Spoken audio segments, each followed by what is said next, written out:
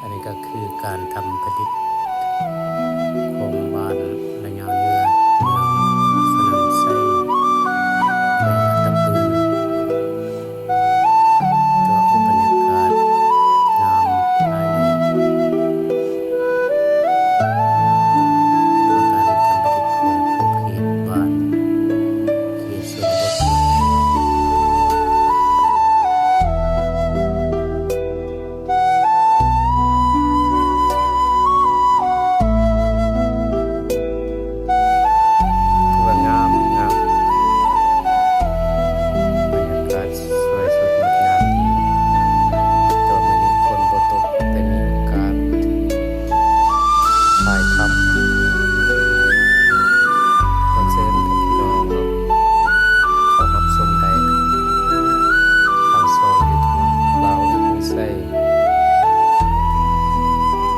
อย่าลืมกดติดตาม